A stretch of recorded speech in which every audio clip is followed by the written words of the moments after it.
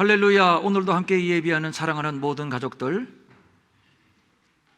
우리의 하나님의 은혜와 능력과 평강, 복이 넘치기를 주님의 이름으로 축원합니다. 이 땅에는 수많은 종교가 있지만 크게 두 부류로 나눌 수가 있습니다. 하나는 고행과 수도의 종교, 또 다른 하나는 은혜의 종교입니다. 고행과 수도의 대표적인 종교는 힌두교와 불교를 들 수가 있고, 은혜의 종교는 오직 하나, 기독교입니다. 고행이라고 하는 말의 사전적인 정의는 몸으로 견디기 힘든 일들을 통해서 수행을 쌓는 것을 말하며, 또 은혜는 고맙게 베풀어 주시는 신세나 혜택입니다. 우리 기독교는 모든 것이 다 하나님이 거저 주시는 은혜를 말합니다. 인간이 마음먹은 대로 자기의 삶을 책임질 수 있는 것이라면 누구를 의지할 필요도 없고 또 은혜를 구할 필요도 없습니다. 그러나 인간은 그런 존재가 아니지요. 나는 내가 마음먹은 대로 모든 것을 다 이룰 수 있다. 그래서 내가 내 인생을 책임지고 내가 내 인생을 성공시킬 수 있다라고 생각하는 자가 있다면 이것이야말로 무지의 소치라고 밖에는 달리 할 말이 없을 겁니다. 유능하고 똑똑한 부자가 있었습니다. 한 해 동안의 농사에서 얼마나 많은 수출을 얻었는지 기존의 창고를 헐고 더 크게 지을 정도였습니다. 요즘이라면 최고의 인재로 평가받을 사람, 그래서 여기저기에서 스카웃하려고 문전성시를 이룰 겁니다. 물론 최고의 연봉을 제시하면서 말입니다. 그가 풍성한 소출을 수확하며 이렇게 흐뭇하게 중얼거립니다. 내가 내 영혼에게 이르되, 영혼아, 여러 해 쓸 물건을 많이 쌓아두었으니 평안히 쉬고 먹고 마시고 즐거워하자. 그런데 성경은 이 사람을 결코 유능한 사람, 똑똑한 사람, 능력 있는 사람이라고 칭찬하지 않습니다. 오히려 어리석은 사람이라고 아주 단호하게 평가하고 있습니다. 어리석은 자여, 오늘 밤에 내 영혼을 도로 찾으리니 그러면 내 준비한 것이 누구의 것이 되겠느냐? 그러면 성경은 왜 이 사람을 어리석은 사람이라고 평가를 할까요? 첫째, 이 사람은 교만과 무지의 사람입니다. 성실하고 능력이 있는지는 몰라도 자기가 수고해서 쌓아놓은 재물이 자기의 영혼을 책임질 수 있다고 생각을 한 것입니다. 평안히 쉬고 먹고 마시고 즐거워하자. 그러면 그 다음에는 어떻게 되는 것인가요? 육체가 무너진 이후에는 어떻게 되는가, 이 말입니다. 영혼에 대한 무지, 죽음에 대한 무지, 또 영생에 대한 무지, 그래서 그에 대한 평가는 아주 분명하고 단호하게 어리석은 자여 이것이지요. 그리고 이 부자는 자기의 능력과 성실함으로 풍요를 이루었다고 생각을 했습니다. 정말 그런가요? 정말로 이 부자의 능력과 성실만으로 이렇게 풍요를 누리게 된 것일까요? 적당한 일조량, 적당한 온도, 적당한 비, 기름진 토양 등등은 어디에서 온 걸까요? 함께 이 논밭에서 수고한 일손들은 없었나요? 온전히 내 능력으로만 풍요, 그래서 감사도 없고 어떻게 이웃과 함께 나눌 것인가에 대한 진지한 성찰도 없었습니다. 지독한 독선, 지독한 이기주의, 그리하여 오직 나만을 위하여 평안히 쉬고 먹고 마시고 즐거워하자는 생각뿐이었습니다. 모든 것이 하나님의 은혜라는 생각은 왜 하지 못할까요? 하나님께서 재물 얻을 능력을 주신 관계로 이와 같이 풍성함을 얻게 되었음을 왜 모를까요? 서로 간에 도움을 주고 도움을 받은 결과라고 왜 생각을 하지는 못하는 걸까요? 성경은 말합니다. 어리석은 자는 방자하여 스스로 믿느니라. 방자하여 스스로 믿느니라. 역사의 불행, 인류의 불행, 나 자신의 불행은 바로 여기로부터 기인되는 것입니다. 하나님은 없어도 된다. 우리끼리 우리의 능력으로 멋진 세상을 한번 만들어 보자. 인류의 시조 아담과 하와가 선악과를 따먹은 것이나 바벨탑을 쌓은 것이나 다 그 원초성을 추적하면 하나님 없는 세상을 꿈꾼 인간 내면에 도사리고 있는 무지와 교만을 발견하게 됩니다. 우리 인간은 죄인입니다. 이 말은 심판받아 마땅한 존재라는 얘기지요. 선악과를 따먹었으니 죄인이요, 죄인이기 때문에 하나님과 원수된 자들이요, 그리하여 반드시 죽을 수밖에 없는 저주의 운명입니다.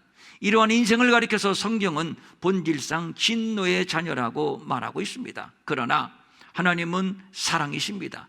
죄인을 사랑한 사랑, 원수까지 사랑한 사랑, 이 사랑은 절대적인 사랑, 일방적인 사랑, 세상에 존재하지 않는 사랑, 이것을 아가페라고 합니다. 그런데 이런 사랑이 단 한 분이 가지고 있으니, 하나님이 세상을 이처럼 사랑하사 독생자를 주셨으니 이는 저를 믿는 자마다 멸망치 않고 영생을 얻게 하려 하심이라. 바로 하나님이십니다. 하나님의 사랑은 독생자를 주신 사랑입니다. 독생자는 하나님의 아들 예수입니다. 부모에게 자식이란 어떤 존재인지 자식을 키우는 부모라면 충분히 이해를 할 겁니다. 역시 하나님께도 아들이 있었으니 바로 예수입니다. 성경은 예수를 아버지 품속에 있는 아들이라고 표현하고 있습니다. 이 말은 아버지와 밀접한 관계, 하나된 관계, 경험적인 관계, 영원한 관계를 말하는 것인데, 아버지와 아들의 관계를 표현함에 있어서 이보다 더 적절한 표현은 아마도 없을 겁니다. 그런데 그 아들을 세상에 내어주셨습니다. 하나님의 아들 예수는 죄가 없으신 성자 하나님이십니다. 그런데 그 아들이 보냄을 받아서 온 이 세상은 죄와 사망이 왕노릇하는 곳이요, 악하고 음란한 세상이요, 믿음이 없고 패역한 세상입니다. 사사건건 하나님을 대적하는 세상, 이러한 세상으로 당신의 하나밖에 없는 아들을 보내셨습니다. 만약에 우리더러 쓰레기더미, 똥구덩이 속에 들어가 살라고 하면 살 수 있겠나요? 못 살지요. 그런 곳으로 아들을 보내는 아버지가 있겠나요? 당연히 없습니다. 죄 없으신 예수님께서 세상에 오셨다는 사실은 우리를 쓰레기더미, 똥구덩이에 내 동댕이 친 것보다 더한 것이라고 할 수 있습니다. 이런 세상에 아들을 보내시어서 빌라도의 법정에서 모욕적인 재판을 받고, 그리고 벌거벗긴 채로 십자가에 달려 죽어 자기 백성을 죄에서 구원하라는 겁니다. 이런 아버지가 어디에 있나요? 아버지, 이 잔을 반드시 제가 마셔야만 하는 겁니까? 안 마실 수는 없는 것입니까? 십자가 앞에서, 이 십자가를 앞에 놓고 예수님은 땀방울이 핏방울이 되도록 아버지께 호소하며 기도를 하셨음에도 아버지는 침묵하셨습니다. 십자가상에서 아버지, 아버지, 어찌하여 나를 버리시나이까? 마지막 절규에도 아버지는 끝내 침묵하셨습니다. 진정 하나님이 예수님의 아버지가 맞기는 맞는 건가요? 성경은 말씀하고 있습니다. 우리가 아직 죄인 되었을 때에 그리스도께서 우리를 위하여 죽으심으로 하나님께서 우리에 대한 자기의 사랑을 확증하셨느니라. 사랑은 여기 있으니 우리가 하나님을 사랑한 것이 아니요, 하나님이 우리를 사랑하사 우리 죄를 속하기 위하여 화목제물로 그 아들을 보내셨습니다.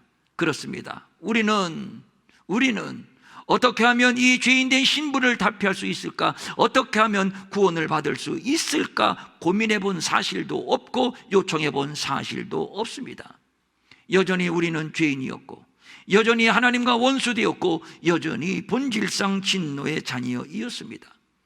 이러한 우리를 하나님이 사랑하셨습니다. 일방적으로 사랑하셨습니다. 아가페로 사랑하셨습니다. 당신의 품속의 아들을 내어주시고 그 아들을 십자가에서 죽이기까지 우리를 사랑하셨습니다. 이런 사랑이 세상에 어디에 있나요? 너희는 그 은혜에 의하여 믿음으로 말미암아 구원을 받았으니 이것은 너희에게서 난 것이 아니요 하나님의 선물이라. 그렇습니다. 우리 기독교 신앙은 처음부터 끝까지 오직 은혜입니다. 우리가 아직 죄인 되었을 때에, 우리가 아직 원수 되었을 때에, 우리가 아직 심판과 저주의 운명이었을 때에, 바로 그때에 하나님은 우리를 사랑하셨습니다. 그리하여 일방적으로 아들을 보내셨고, 일방적으로 우리를 구원하셨고, 일방적으로 우리를 자녀 삼아 주셨습니다. 일방적인 사랑, 이것이 바로 은혜입니다. 애당초 죄인된 인생들이 하나님께 나아갈 길은 없습니다. 완전히 막혔기 때문입니다. 너희가 손을 펼 때에 내가 내 눈을 너희에게서 가리고 너희가 많이 기도할지라도 내가 듣지 아니하리니 이는 너희의 손에 피가 가득함이라. 결정적으로 이것이 인간에게는 불행의 원인, 그래서 죄인됨을 피할 수 없는 운명, 저주와 심판을 피할 수 없는 운명이 바로 인생의 운명, 바로 우리의 운명이었습니다. 그런데 길이 열렸습니다. 아니, 정확하게 말해서 하나님께서 길을 열어주셨고 그 길을 닦아주셨으니 그 길은 길이요 진리요 생명이 되시는 당신의 아들 예수 그리스도이십니다. 그러므로 우리는 긍휼하심을 받고 때를 따라 돕는 은혜를 얻기 위하여 은혜의 보좌 앞에 담대히 나아갈 것입니다. 때를 따라 돕는 은혜를 얻기 위하여, 무슨 말입니까? 때를 따라 도우시는 은혜가 아니면 살 수 없는 인생을 말하는 것이요. 그러므로 너희가 은혜로 살기를 원한다면 은혜의 하나님 앞에 나아가야 되는데, 은혜의 하나님이 앉아 계신 보좌는 은혜의 보좌, 이런 얘기지요. 그래서 언제든지 담대히 주저함이 없이 하나님께로 나아갈 수가 있게 되었습니다. 무엇이지요? 바로 은혜입니다. 인간은 하나님의 형상으로 지음을 받았습니다. 그러므로 저 하등동물과는 존재 양식이 다릅니다. 하등동물의 존재 양식은 원초적인 본능이지만 인간의 존재 양식은 하나님의 은혜입니다. 하나님의 은혜는 값없이 부어주시는 하나님의 선물, 그 은혜로 사는 존재가 바로 인간이지요. 하나님의 은혜를 거부하며 인간 스스로 생명을 보존하고 인간 스스로 문화를 발전시키고 인간 스스로 종족을 이어가자고 하는 생각이 바로 지독한 교만이요, 지독한 무지요, 이것이 바로 타락입니다.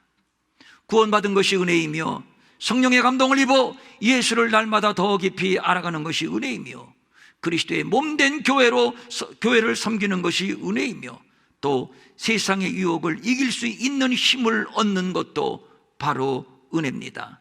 어디 그뿐인가요?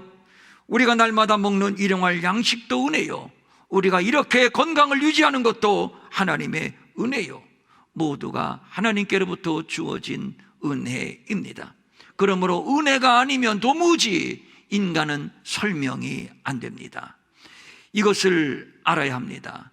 은혜가 끊어진다면 그것이 바로 저주요, 그것이 바로 버림받은 자입니다. 생명줄이 끊어진 것과 다를 바가 없기 때문입니다.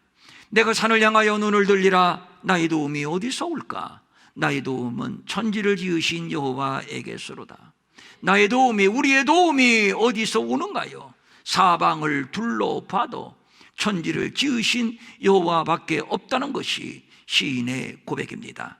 이와 같은 고백을 바울도 했습니다. 지난날 죄인 중에 괴수였던 내가 어느 날 부활하신 예수님을 만나고 거듭나고 그리고 어느 날 갑자기 사도가 됐습니다. 내 인생, 내 운명이 이렇게 바뀌다니, 이것이 뭐지? 알 수 없는 신비, 알 수 없는 신비. 그리고 그는 결론을 내립니다. 모두가 하나님의 은혜.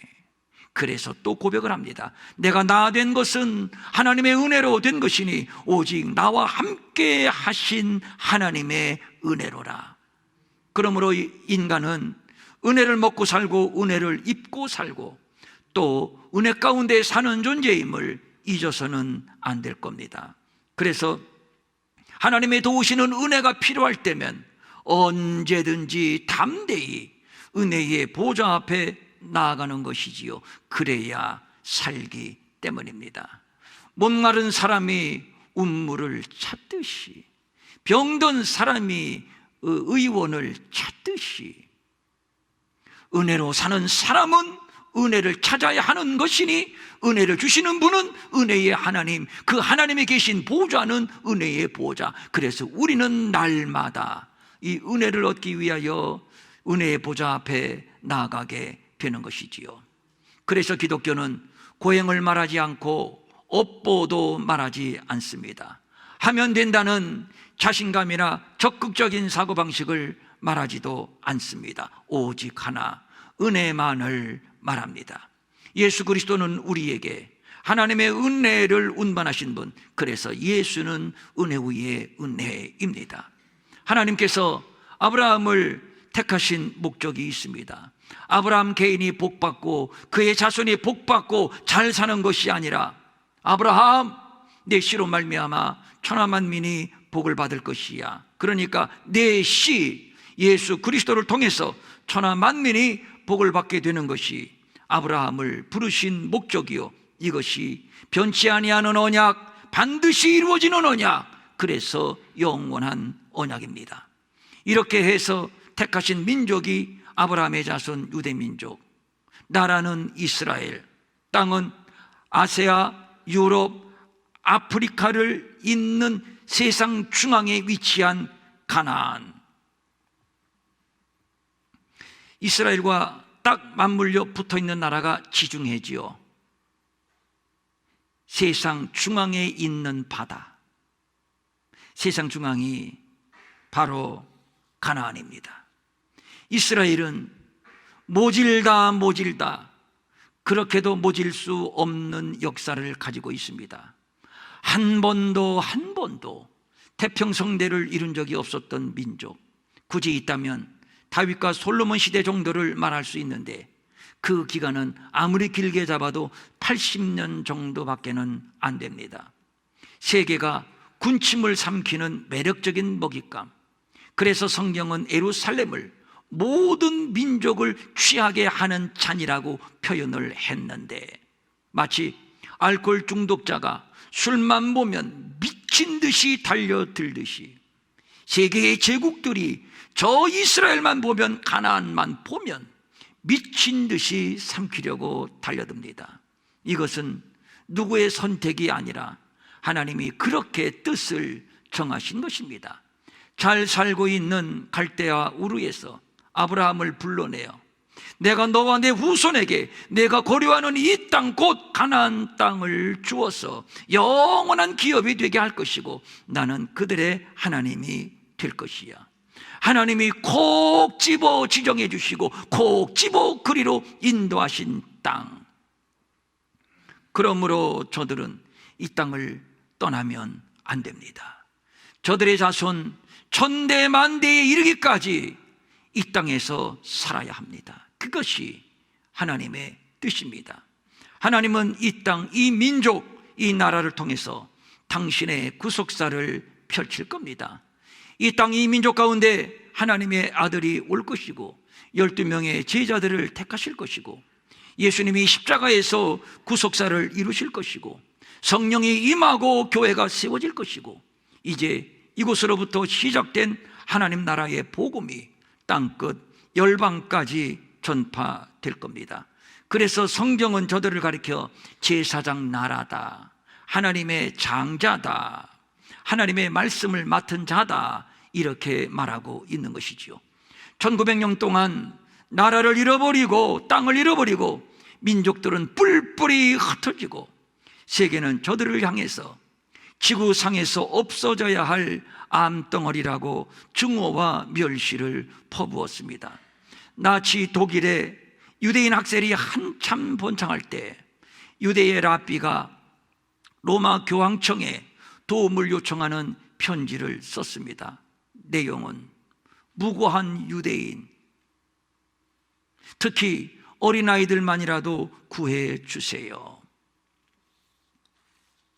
나치 치하에서 학살된 유대인이 600만 명, 그 중에서 어린아이는 150만 명이었습니다. 아이들만이라도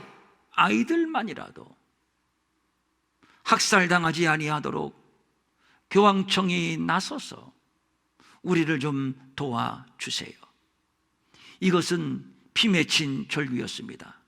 그러나 교황청으로부터 소름 돋는 답변을 듣습니다. 이 세상에 무고한 유대인 어린아이의 피는 없다.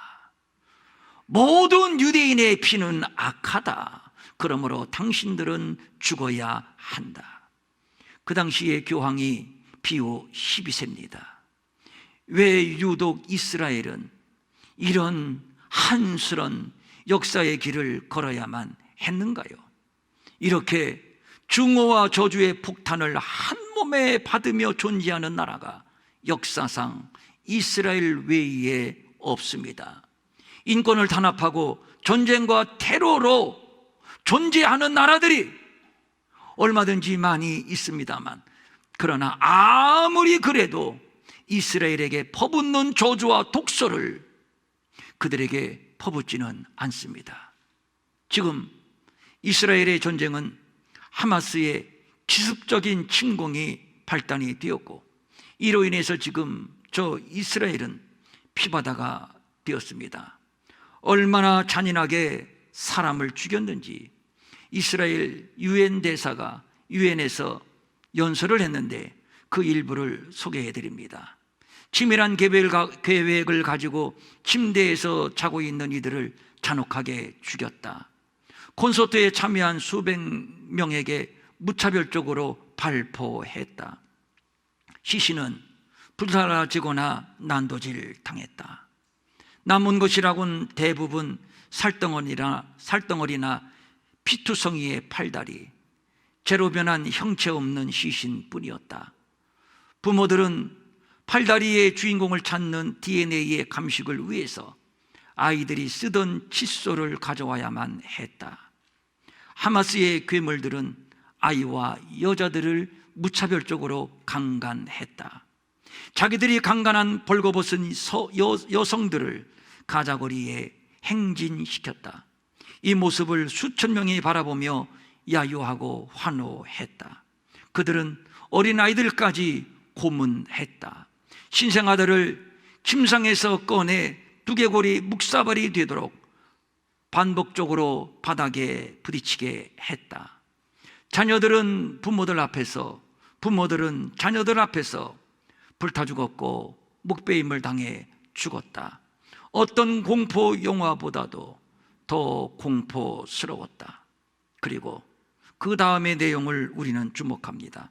수년 동안 하마스의 의도적인 공격이 있었지만 유엔에선 이 야만성에 대하여 한 번의 규탄 성명도 나오지 않았다. 물론 안보리에서도 사무총장으로부터도 어떤 결의안에서도 저들을 비판하는 규탄은 나오지 않았다. 유엔의 어떤 결의안도 하마스의 잔혹한 행위에 초점을 두지 않는다. 사악한 살인을 일삼는 전쟁을 촉발시킨 자들은 결의안에 언급조차 되어 있지 않다. 아브라함의 자손 이스라엘은 아직도 담장 없는 궤토 속에 갇혀있는 형국입니다. 이것이 냉정한 현실입니다. 세계는 지금도 이스라엘을 향해서 돌을 던지고 있습니다. 그 원인에 대하여 정치적으로, 역사적으로, 또 사회학적으로 여러 분석이 있겠지만 저들이 저렇게 피투성이의 역사를 이어가며 통곡하며 오열하는 그 근본은 바로 이방인 우리 때문입니다.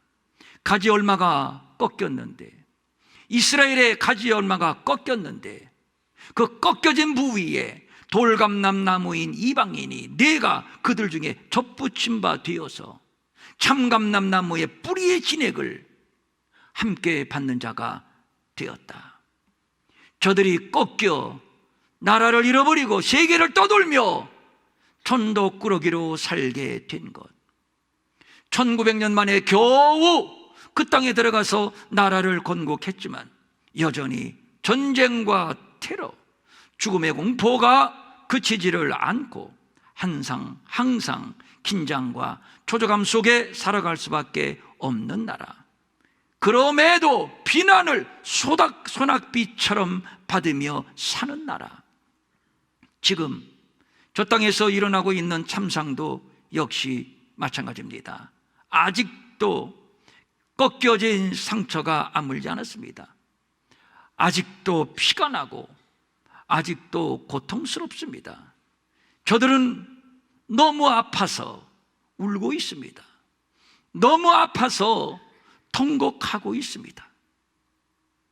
그런데 세계는 계속 저들의 아픈 상처에 죄를 뿌리고 또 칼로 송곳으로 후벼대면서 비난에 비난을 거듭하고 있습니다.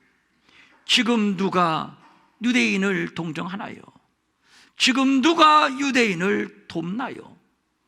오히려 세계는 반유대주의가 확산되어 어디든 나는 유대인이라고 명함을 내놓지 못하고 그렇게 숨죽이며 살아가고 있는 실정입니다. 그러나 반면 살인 집단, 테러 분자들에 대해서는 왜 그렇게도 너그럽고 왜 그렇게도 관대한지요? 역사의 본질을 봐야 됩니다. 왜 이런 현상이 그 땅에서 끊어지지 않는 것일까? 본질은 아브라함에게 하셨던 내 씨로 말미암아 천하 만민이 복을 얻으리라는 이 영원한 약속을 이루시기 위하여 부득불 하나님 당신의 눈동자 같은 아브라함의 자손을 당신이 친히 꺾으실 수밖에 없었으니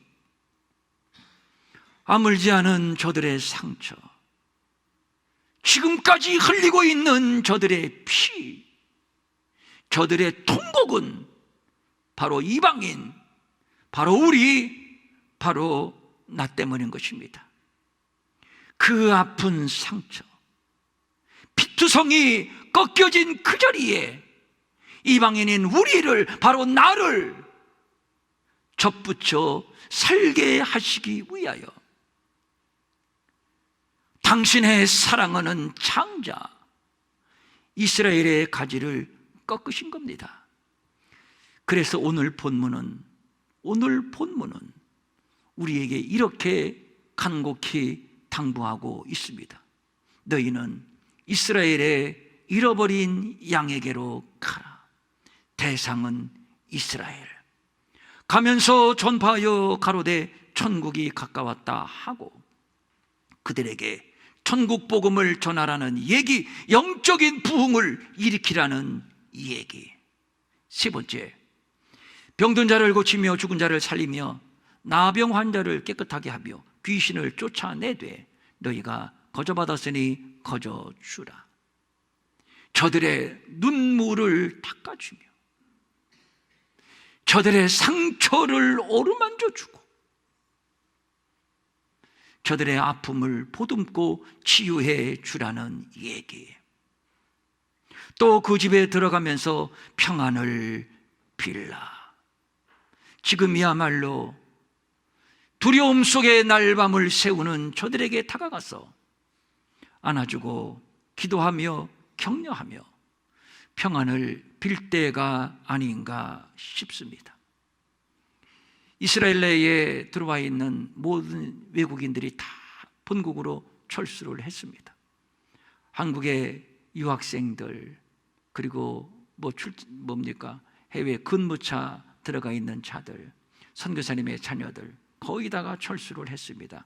그러나 아직도 철수하지 아니하고 그 땅에 남아 그들을 찾아다니며 위로하며 나누며 손을 잡아주고 안아주고 같이 울어주며 기도하는 자가 있으니 바로 주의 종들, 선교사님들입니다. 이스라엘과 아랍을 선과 악의 이분법으로 보자는 얘기가 아닙니다. 저 하마스 테러 집단은 순진하고 선량한 민간인들을 방패 삼아 무자비하게 파괴하고 무자비하게 죽이고 그리하여 그 땅을 피비린내 나는 전쟁터로 만들어버리고 말았습니다. 당연히 우리도 그 고통당하는 민간인 아랍인들을 위해서 기도하고 그들을 섬기고 나누어야 할 겁니다. 그러나 이스라엘은 그들과는 조금 결이 다릅니다. 그들과는 조금 본질이 다릅니다. 우리 때문에 꺾여져서, 우리 때문에 피 흘리며, 우리 때문에 지금 고통을 호소하고 있습니다.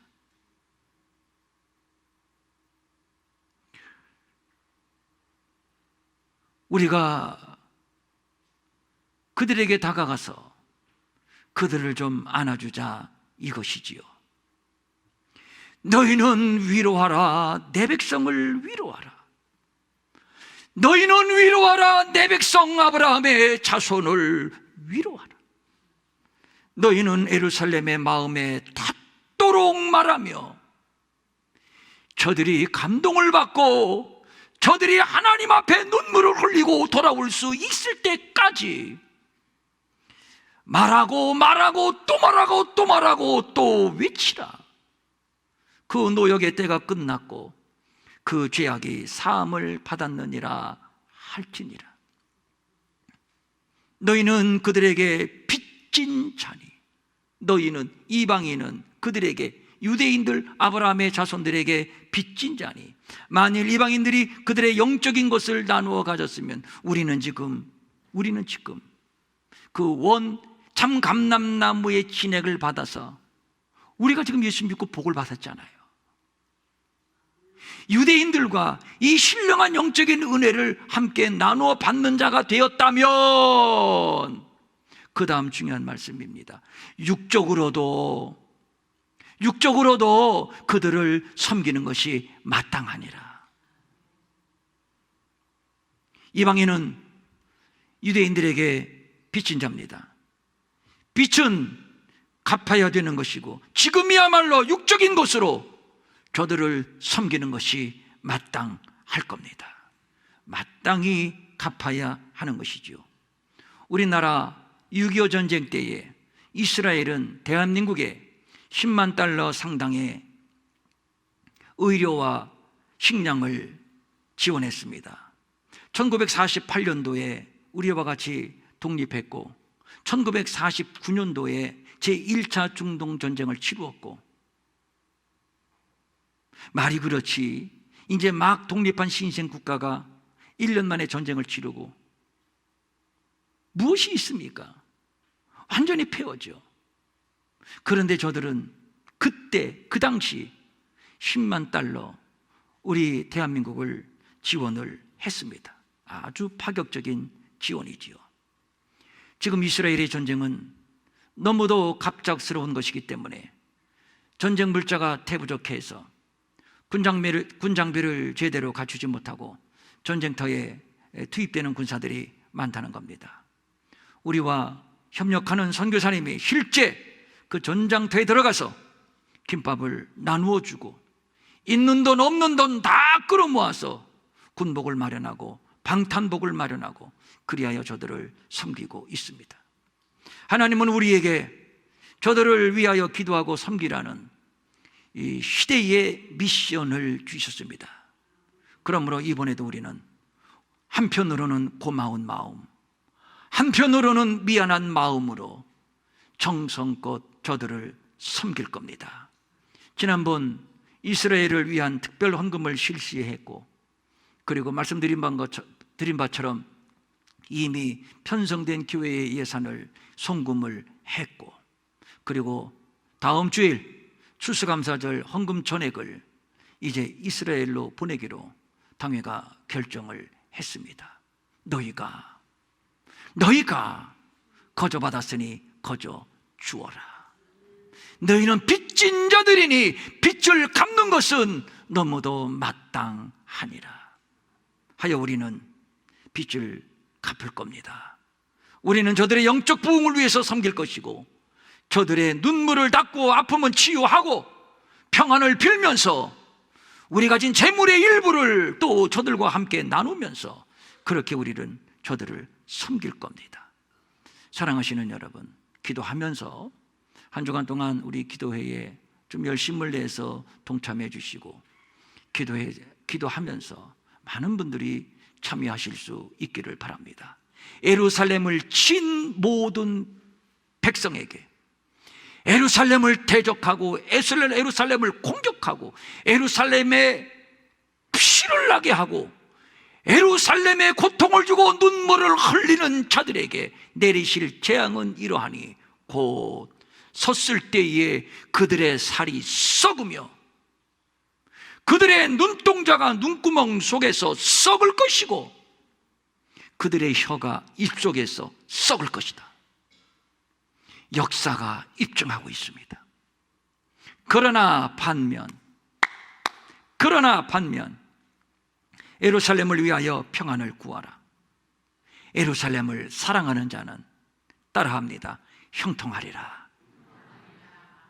목소리가 자, 제가 예루살렘을 사랑하는 자는 하면 여러분 형통하리라 하십시오. 예루살렘을 위하여 평안을 구하라. 예루살렘을 사랑하는 자는 예루살렘을 사랑하는 우리 한국교회는 형통하리라. 예루살렘을 사랑하는 우리 이레교회, 사랑하는 우리 모든 성도들, 우리의 아들, 딸들, 가정마다 형통하리라. 주님의 약속입니다. 형통의 은혜, 형통의 축복이 우리 가운데 넘치기를 주님의 이름으로 축원합니다. 아멘. 일어나셔서 찬송가 70장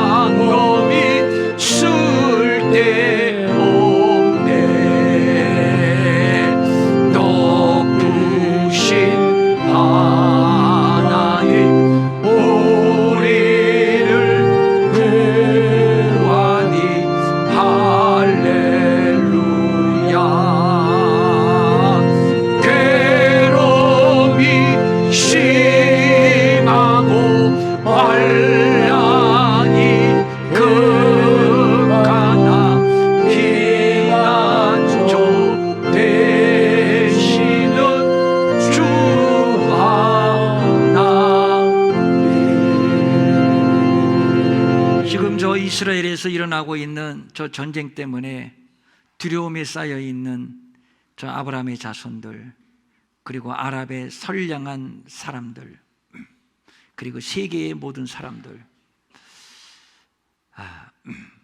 이 찬송이 우리에게 힘이 되고 참 위로가 됩니다. 피난처에 있으니 환난을 당한 자 이리 오라. 그건 뭐죠? 정말 두려워하지 맙시다. 여호와가 나의 피난처. 기도하겠습니다. 자, 저 이스라엘을 한번 가슴에 품어보십시오. 울고 있는 부모 형제를 잃어버리고 오열하고 통곡하는 저들을 한번 가슴에 이렇게 품어보십시오. 안아줘 보십시오.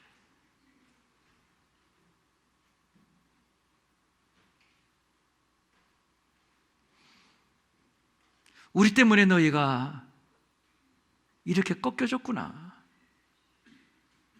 우리 때문에 너희가 피 흘리고 아파하고 통곡하는 것, 이제야 우리가 알게 되었어요.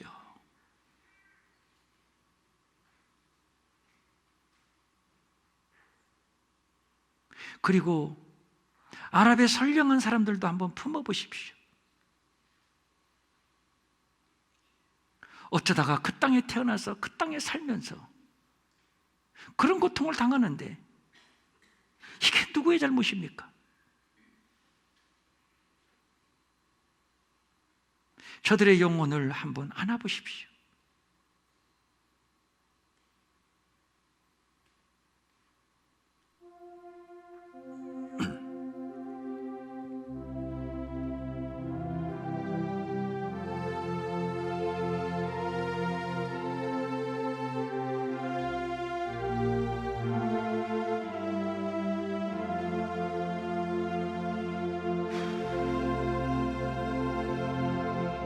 아버지, 아버지,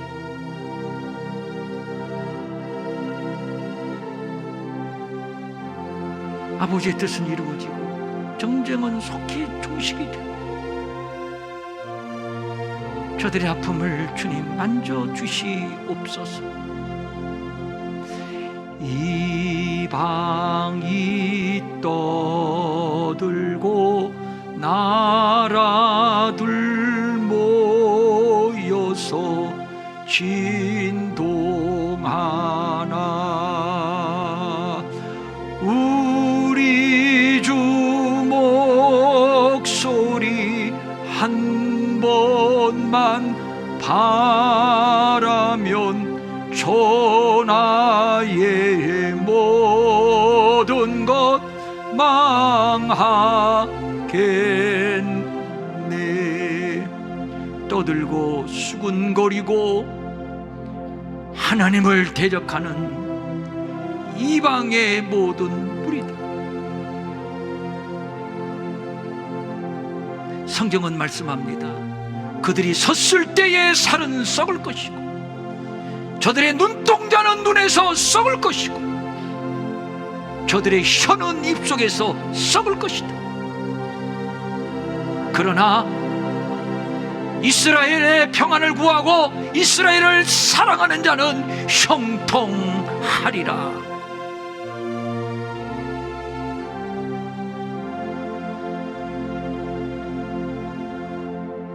하나님 아버지, 우리 평촌 일회교회에 이 시대를 깨우는 음성을 들려주시고 이 시대에 꼭 필요한 이 거룩한 미션을 우리에게 맡겨주셔서 감사를 드립니다. 우리가 무슨 힘이 있습니까? 가진 것도 없고 배경도 신통치 않고, 그러나 하나님이 우리에게 맡겨주신 이 거룩한 사명, 최선을 다해서 감당하겠습니다.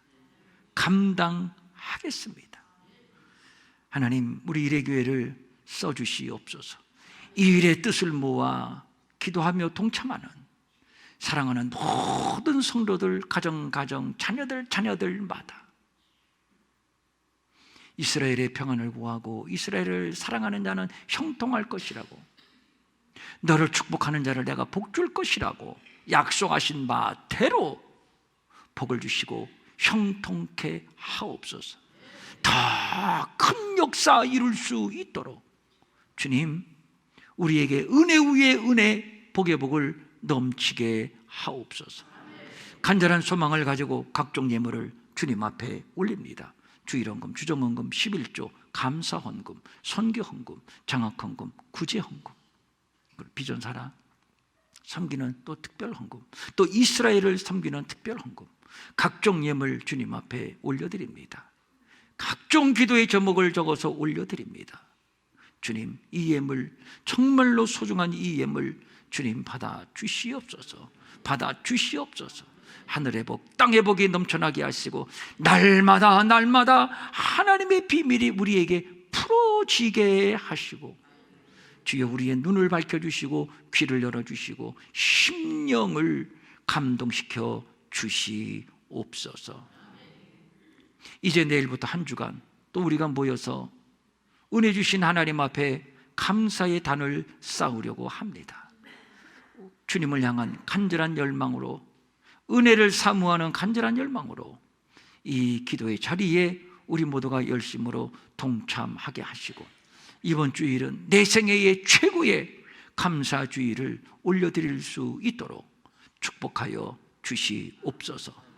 마음은 온이지만 가진 것이 없어 드리지 못해 민망히 여기는 성도들을 위로하시고, 저들에게도 물질 주셔서 한 가지로 주님 앞에 쓰며 바치며 도우며 사는 풍성함이 있게 하시고, 우리 가운데 병든 자, 몸이 약한 체질, 나사렛 예수의 이름으로 명하노니 질병과 병만은 떠나갈지어다. 약한 체질은 강한 체질로 바뀌어질지어다. 물질 때문에 궁핍해서 너무도 힘겨운 나날을 지나고 있는 자들이 있습니까? 모든 물질의 결박, 가난의 결박은 풀어질지어다. 풀어질지어다. 풀어질지어다. 다음 세대 우리의 자녀들을 주님 앞에 올립니다. 거룩한 하나님의 나라의 일꾼들로 세워지게 하여 주시옵소서.